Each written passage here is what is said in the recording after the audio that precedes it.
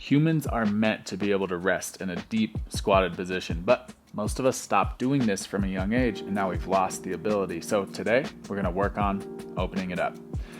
All you'll need is something soft to sit on, like a yoga mat, and then something like 2 books that are a decent size, because we're gonna put these under the heel to work on the hips. So let's get started. We're gonna start with 90-90 position, one leg back, one leg forward, and we're going to just use our hands to switch sides. And then each time trying to just get a little wider and deeper. We'll do this for a minute.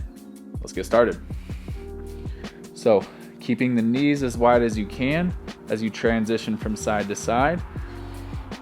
Lean back into the hands as much as you need to.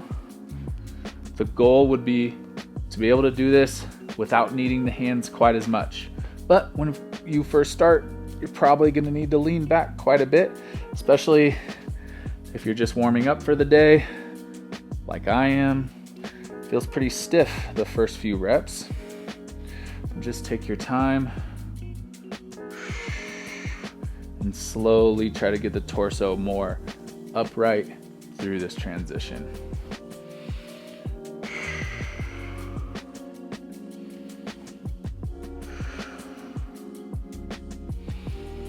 Remember to not hold your breath whenever we're doing any of these movements today. Nice and deep breaths. Trying to keep your breathing through your nose as much as you can to stay calm. All right, that's it for 90-90s. Next, we're gonna work on the ankles, which for most people are the big obstruction to getting into a deep squat. So we're gonna come into a kneeling position. Hands on the front knee. Rock forward as far as you can, keeping the heel on the ground. Then lift the heel off the ground and keep driving the knee forward. And then we'll come back and we'll lift the toes at the end. Let's do this for 45 seconds on each side. Let's go. So drive the knee forward, pushing down into that knee. When you feel the heel want to come off the ground, do so. Keep stretching the ankle and then come out and lift, turning on the shin muscles here. And go at your own pace. This can also double as a nice hip flexor stretch. This back hip can also be getting stretched at the same time. Most of us have stiff ankles from wearing these shoes that have lifted heels. So if you could do this routine barefoot or in barefoot shoes, I'd highly recommend it. Okay, we'll switch sides. And begin. I just wanted to mention that this is our new follow along channel. So if you're digging the content, please remember to subscribe so you can get all of the new follow alongs when they come out. All right, back to the video. Really put a lot of weight. The ankles are quite strong and quite stiff. So we need that extra assistance of your body weight to really get enough tension to stretch the ankle here.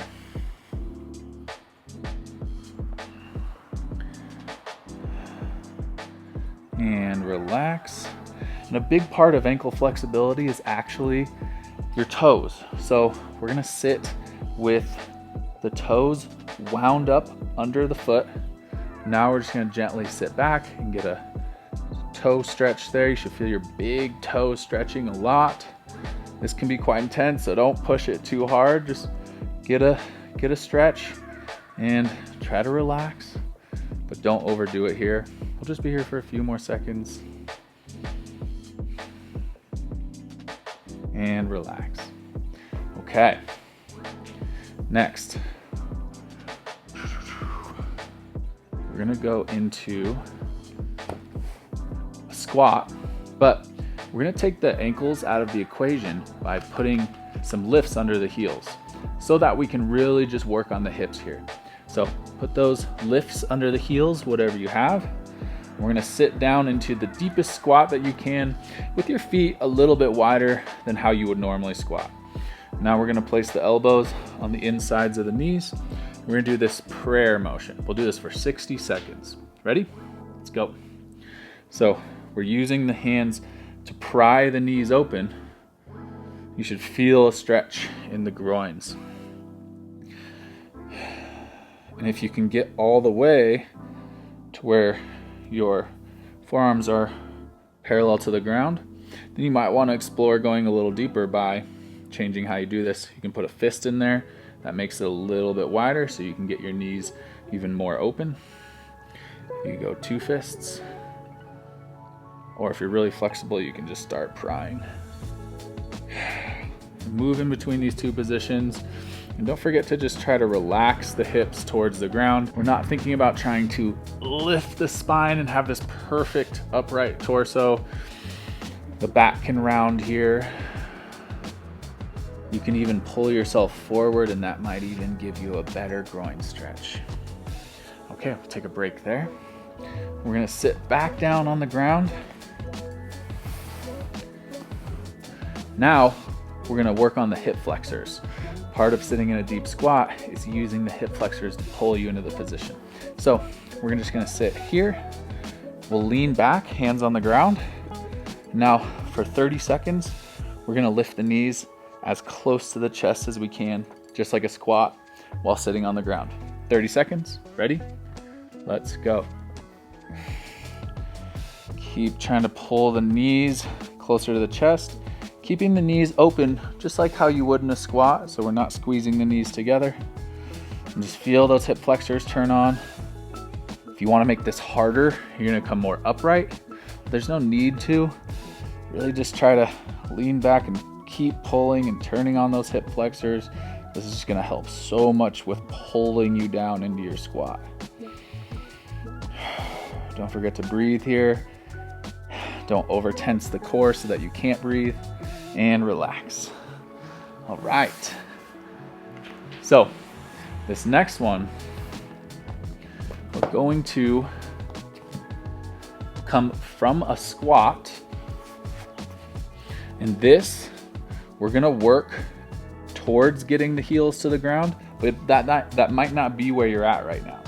So it's okay to have the heels off the ground. We're gonna rock forward onto our hands, coming into this tabletop position, and then we're gonna push ourselves back into our squat and see if we can get a little deeper than last time. We'll do this for a minute. Ready? Let's go. So we walk out, push, feel the core engage, and then try and keep the core engaged. Use those hip flexors to pull you deeper into your squat, and see if you can start dropping those heels towards the ground. Walk out. You can go at your own pace here, but we're using this pushing and pulling at the same time to actually get us deeper. Part of the squat is raw mobility, but part of it is actually just learning how to use the right muscles to pull yourself deeper into the squat. Another big part is turning on the fronts of the shins. So you can think about pulling your big toes towards your shins, and that will pull you deeper into your squat as well.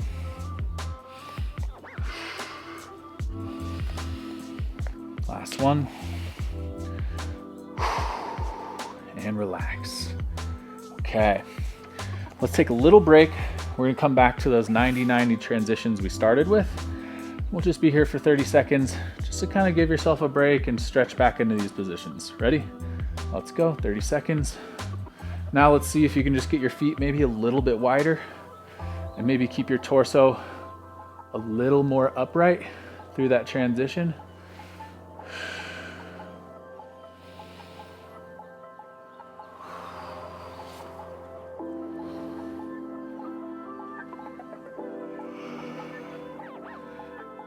Now that we're nice and warm, it probably feels a little better. A little easier to move side to side. That'd be perfect. Let's take a break. All right, now we're doing the real thing. We're gonna sit in our deepest squat. We're gonna try and be there for a minute. Now, you can use the heel lifts if you'd like, but you could take on the challenge and try to get rid of them. So we're gonna be here for a minute. Ready? 1 minute in your deepest squat. Let's go. So while you're here, what I want you thinking about is, how can I calm and release tension where I don't need it, with the acknowledgement that there has to be some tension. So we're not just completely relaxing.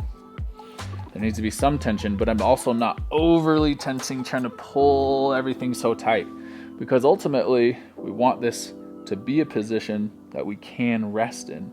So we're trying to signal to our nervous system, hey, this actually feels pretty comfortable. There's no threats here. I can just be here and be calm and have a conversation, or be here and work on the ground doing some gardening. You know, we want to be able to just use this position casually throughout our day. That would be the end goal. So just try and relax, chill, play with different positions, and relax. Nice. Okay. So last thing we're going to do today is apply the squat. We're going to do some body weight squats. So we're going to do 15 reps of a body weight squat. If your heels need to come off the ground, no worries. We're just going to go arms in front, sit down as deep as you can, pause at the bottom for at least a second, and come back up. 15 reps. Ready? Let's go. Down, pause, and up.